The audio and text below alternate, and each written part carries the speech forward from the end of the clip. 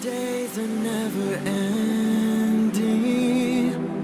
when the nights are feeling lonely, there's a place that I can go, where the birds are free to roam, in the sky, flying high, over fields of green, and where the stars inside the sky, we're the last ones shining bright, pushing through the storm tonight, we'll be burning on and on and on. We're the stars inside the sky, we're the last ones shining bright, pushing through the storm tonight, we'll be burning on and on and on.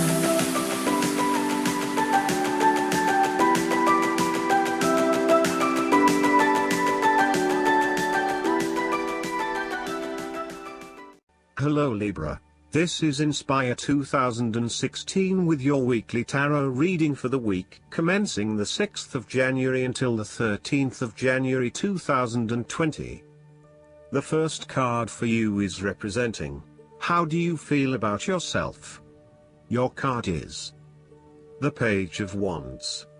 You are experiencing a creative restlessness within you that is just waiting for some sort of expression, or you may be on the verge of some sort of discovery or new phase of life. The Page of Wands represents the sudden creative spark that comes to you, suddenly and unexpectedly, and that starts you down the road of a new creative vision. Thus, he encourages you to express yourself and your individuality with light-hearted abandon. Listen to your unconscious mind and follow your creative urges, even if you are worried about being the lonely voice crying out in the wilderness.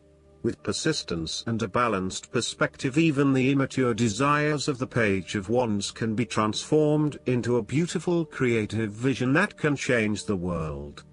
Similarly, the Page of Wands indicates that you need to be positive and spontaneous but not overly impulsive.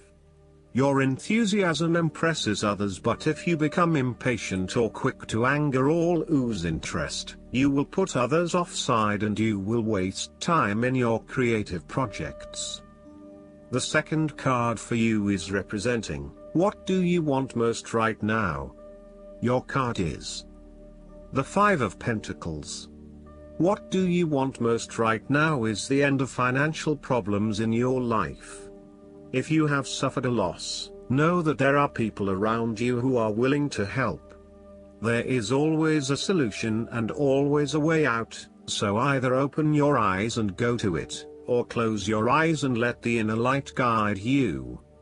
Often, what has caused these financial problems is a matter of your own emotions. Greed will lead to loss, anxiety will lead to error, possessiveness will lead to solitude. By focusing on the material, you lose sight of your spiritual development. You may be rich for a while, but all will be lost if you learn nothing.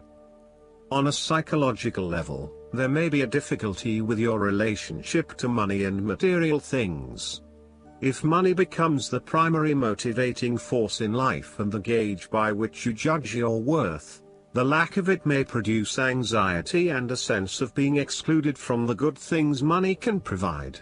For example, if you are unfortunate enough to encounter financial difficulties such as the loss of employment or an investment gone belly up, you may fall into the trap of losing faith in your ability to recreate a positive financial situation for yourself.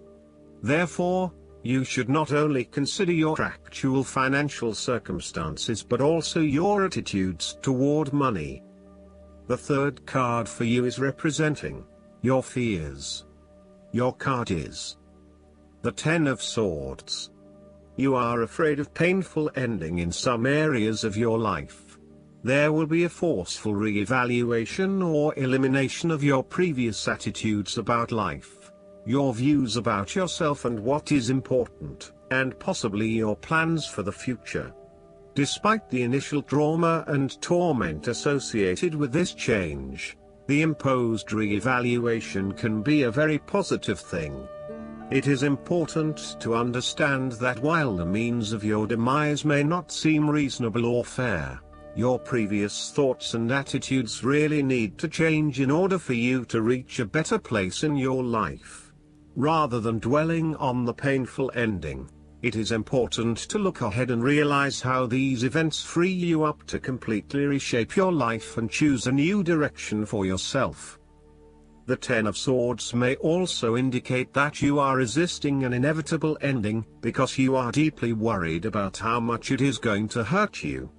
However, what you are doing is delaying the inevitable and possibly making it even worse for yourself, because you keep trying to put off something that needs to happen anyway for your own personal transformation. For example, a relationship may have come to an end, but you are still intimate with your ex because you cannot bear to let go. This is only drawing out the pain much longer, and it is best to completely let go at this stage. The fourth card for you is representing what is going for you. Your card is the Six of Cups. You want to return to the happy memories of your past, whether as a child, teenager or adult. Oftentimes, though, these memories are indeed a thing of the past and reflect aspects of your life that have since vanished. You may feel that the only way to connect to this happiness is to escape into the past, where you can reflect on your happy and beautiful memories, instead of dealing with current challenges.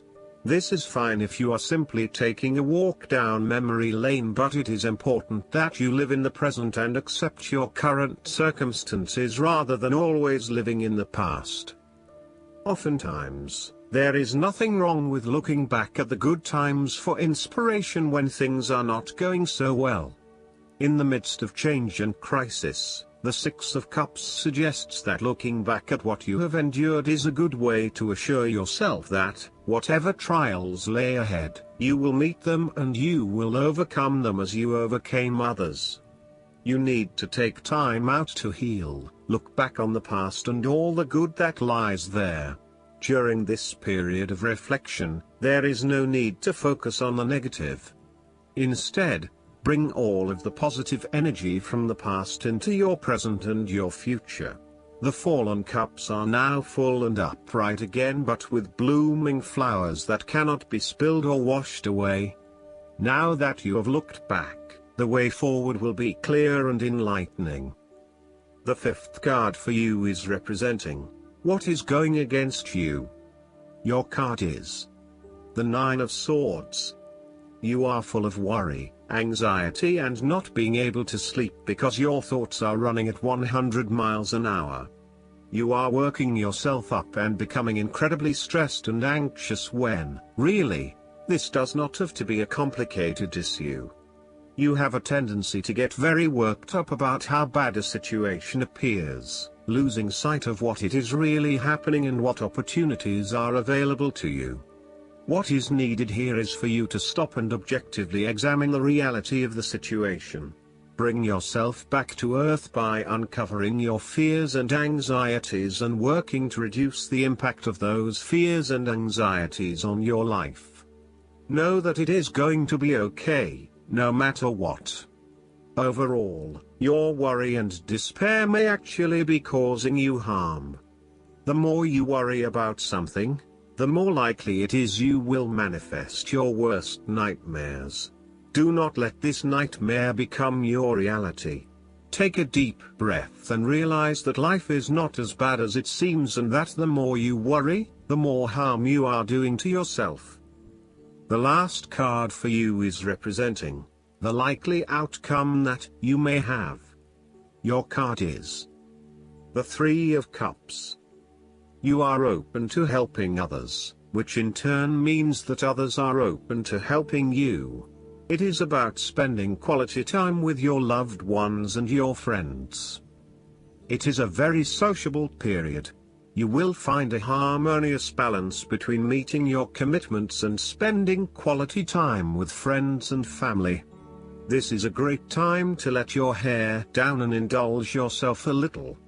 You may be particularly drawn to the bar or restaurant scene, indulging in great food, wine and cocktails. You may also be celebrating something special, such as a birth, engagement, wedding, reunion, or birthday. For the moment, even though life's problems go on, You can take time out to forget about the hassles of the everyday world and enjoy the company of your friends and loved ones.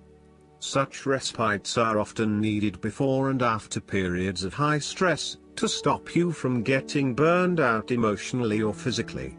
When this card appears and you are experiencing a high level of stress, take some time off to recuperate, and gain the support of friends before returning to reality.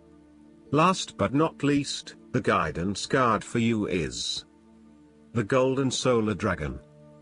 The Golden Solar Dragon who has come to you now is asking you to balance your life, listen to your inner wisdom and become a leader. Dare to speak your spiritual truth. Hold the vision of a fifth dimensional world. Protect those who are less capable than you are. With the support and guidance of this dragon, you can be a living example to many people.